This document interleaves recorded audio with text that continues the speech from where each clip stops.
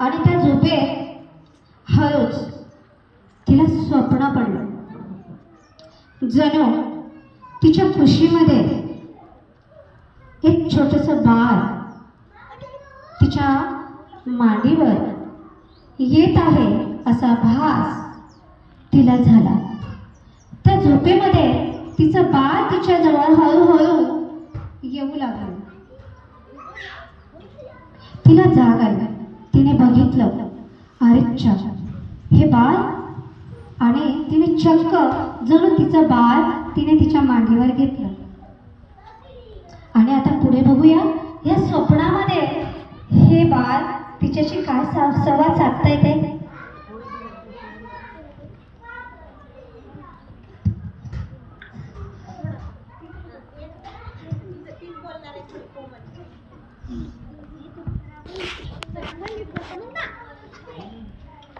आई, आई, कोण आहे? मी बोलतीये, तुझी परी ओळखलं नाही का मला? अरे तू बोल ना माझ्या बाळा, बोल ना.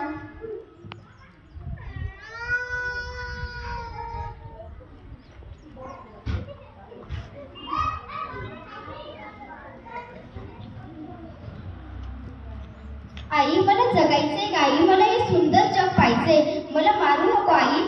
आई, अगं मी बोलतीये, तुझी परीच म्हणतेस ना ग तू मला, पण तुला आई तरी कसं समजू ग? कोणी कुणाला उगाच भेटत नाही, तर ते जन्मजन्माचे रुढारू बनलेले असतात आणि आपले ते रुढारू बनत आहेत का ग आई? त्याने आपण भेटलोय आणि दुरार होईल असं कालच बाबाचं आणि तुझं बोलणं चोरून पोटातच ऐकलं ग. विशेषतः आजी आजोबांची इच्छा नाही ना ग की माझा जन्म व्हावा म्हणून. बाबा, ओ बाबा, तुम्हाला आवडते ना हो लेक माझी लाडकी पाहायला? बाबांची पोर लाडकीच असतात ना हो. तुम्ही काय ना दवाखान्यात नेलं हो? किती मोठमोठ्या मशीन्स होते तिथं आणि त्यात मी किती छान दिसत होते ना. बोला ना बाबा, सांगा ना. आजी, आजी, तू का दिलंस का आईला ते औषध? किती कडू होतं ते. असं देत जाऊच नको ग, मला त्रास होत होता, मला गुदमरून येत होतं. आजी, तू पण एक मुलगी म्हणूनच जन्माला आली ना ग, मग माझं स्वागत तू नाही करणार तर अजून कोण करणार? सांग ना आजी, सांग ना. आई, एकदा जन्माला तर घालून बघ, तुझे स्वरूप तू पाशील. माझ्यातून एकदा मी मुलगी, बहीण तर कुणाची आई?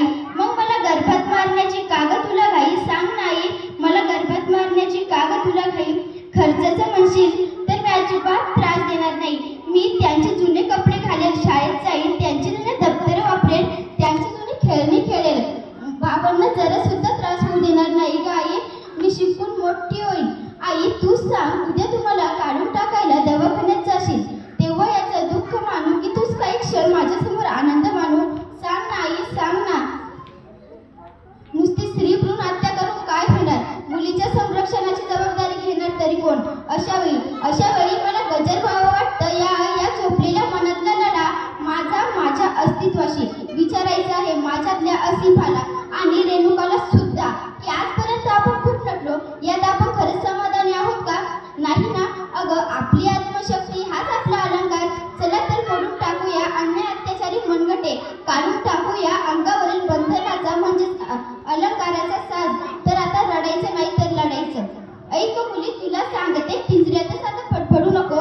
ऐक मुली, तुला सांगते, पिंजऱ्यातच आता फडफडू नको. पेटून उठ तू रडू नको, पेटून उठ तू रडू नको.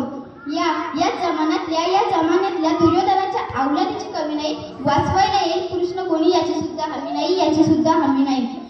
या बांगड्या घातल्या माणुसकीने मदतीसाठी तू ओरडू नकोस.